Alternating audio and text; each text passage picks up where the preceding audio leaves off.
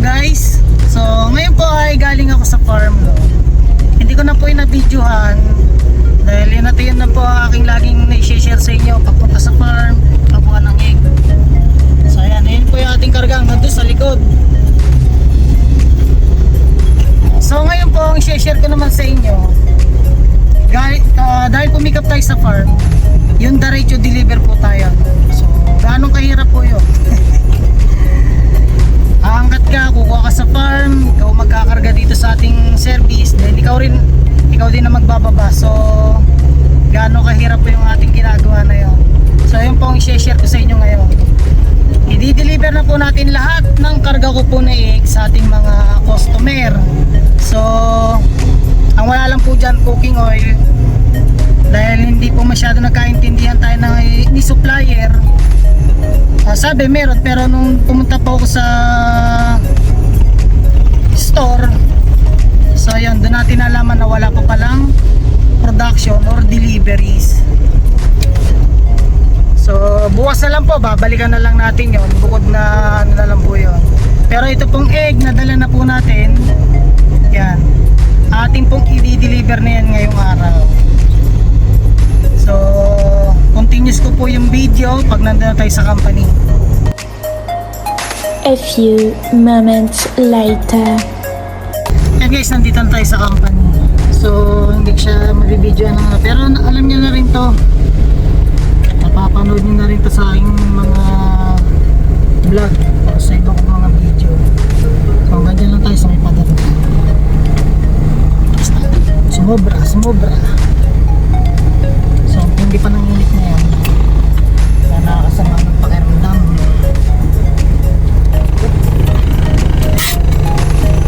So yun guys, bababa ko muna yung kanilang order. So cut natin itong video, walang magbi-video eh. Hindi ko na sinama yung aking magina, wala sobrang init, kakawaan ako. Kaya ako na lang magsasakripisyo para sa aming negosyo. So ito po pag-business natin, hindi po yung madali yan. Huwag po kayong mainip. Yan po ay pahabaan ng tiyaga or pagtitiis po hanggang saan ang mararating ng ating business. Yan. Pag may tiyaga, may nilaga. Pag may tananim, may aanihin. So ayun ang ating tinanimin, yung ating nilalaga, meron tayong kakainin. Meron din tayong ipitasin. At ko po muna at aking ibababa yung kanilang order. A few moments later. So yan guys, one down. Ayan, yun nandiyan po sa bakante na yan. Yan po yung ating binaba. So next destination, next customer po tayo. So cut po ulit natin yung video dahil nasa property pa po tayo ng company. So bawal po tayo mag-camera dito. A few moments later. Yan guys, dito na tayo sa isang customer.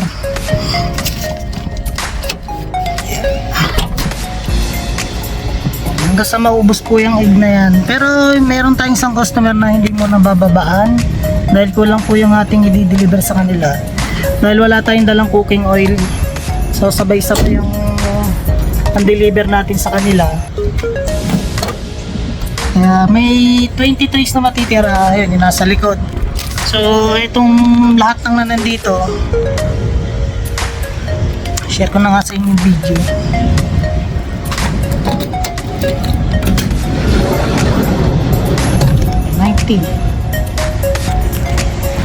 So yan guys, yung 90 na natitira dito sa loob, yan, ubos din yan.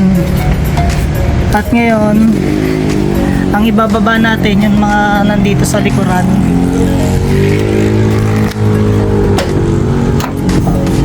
Yan. Yan guys, yung sineshare ko sa inyong video, ayan po yung pag nagsimula tayong magpunta ng Batangas para kunin yung ating order. Yan, ganyan po ang ating trabaho. Diretso deliver po yun sa customer. Hindi po yung tatagal sa atin ng hindi po yung tatagal sa atin na isang araw. Sa pagkakuha sa farm, diretso baba po natin yan sa customer para siguradong fresh yung ating dinideliver. So ganun kahirap yung ating trabaho. Hindi siya madali, pero kung sisipagan natin, kung gusto mo talaga,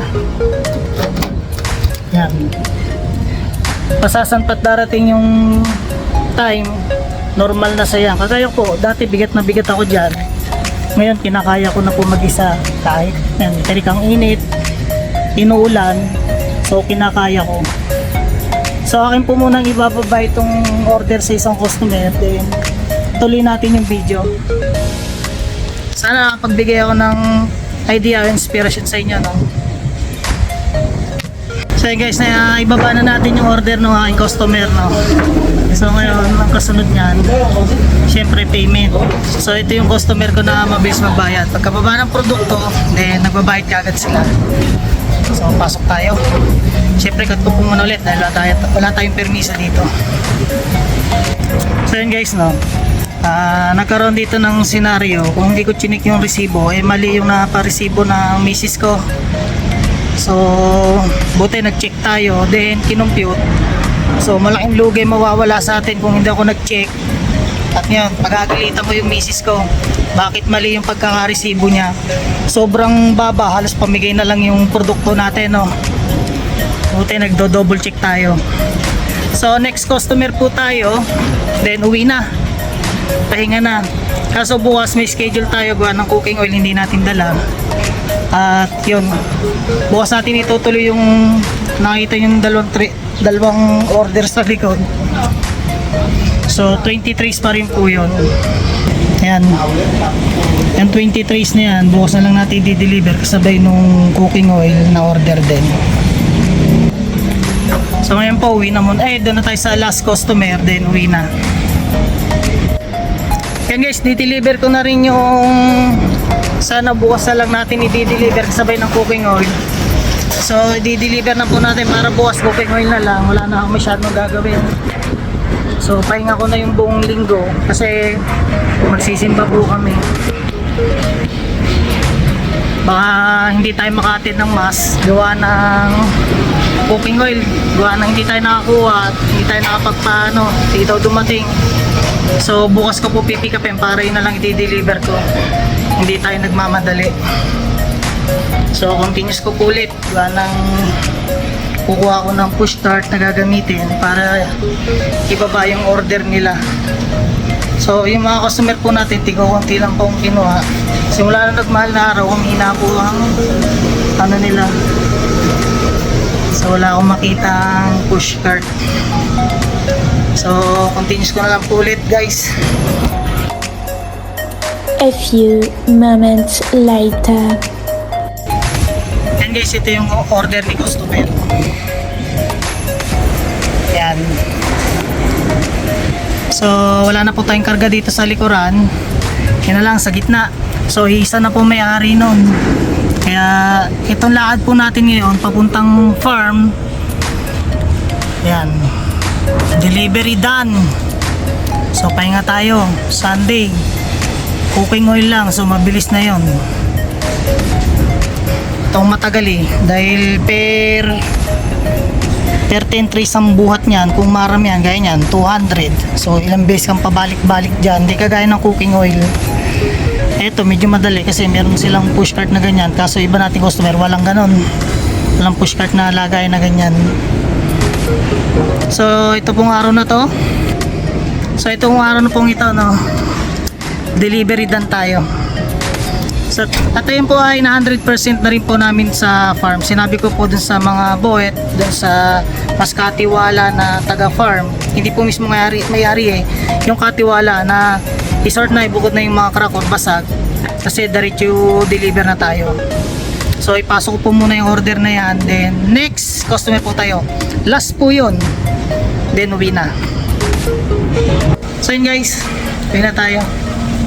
Napapirmahan ko na, then yun nga, dahil advance to follow yung cooking oil natin. So last customer, doon na tayo. Yun po, lahat na nakikita nyo yung 93 sa kanila po lahat yun. Then pag may baba yun, so may cooking oil din po pala sila, then follow na lang yung cooking oil, bukas na lang din po kasabay nito.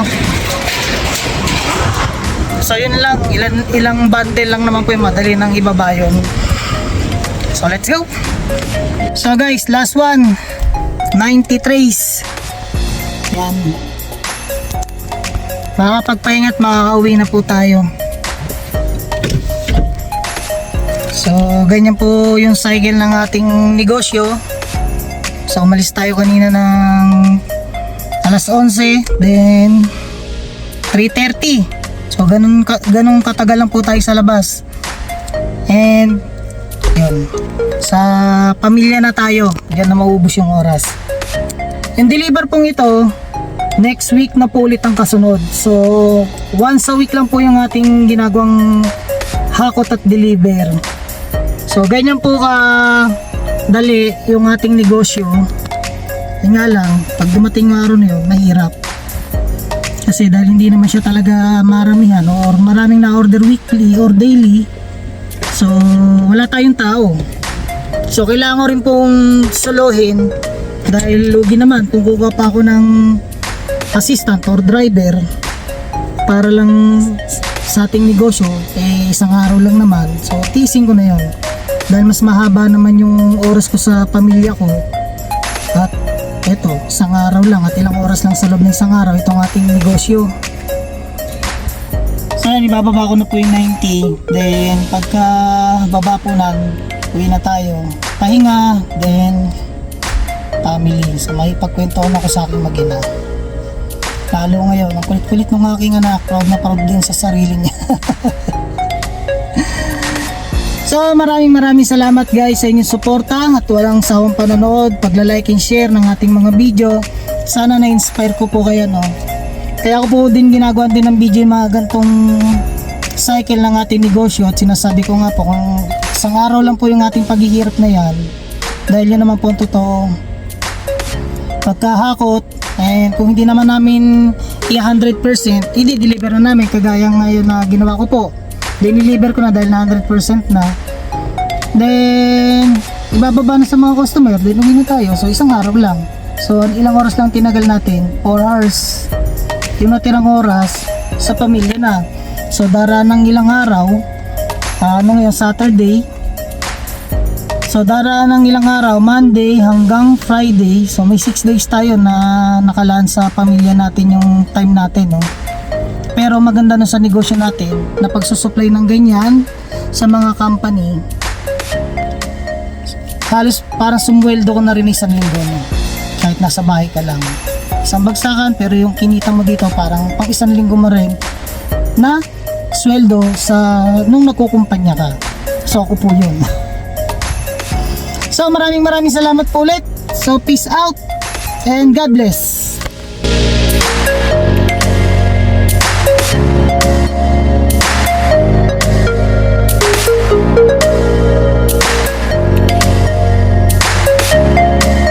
So yun guys, tapos na po tayo sa mga deliveries natin, no? Nandito na po ako sa bahay. So may papahabol lang po ako, nakalimutan kong sabihin sa inyo, meron po tayong calamansi juice dahil naubos na po yung stock natin. So umorder na po ulit ako ng bago. So hindi ko po yan na-videoan, nakalimutan ko din.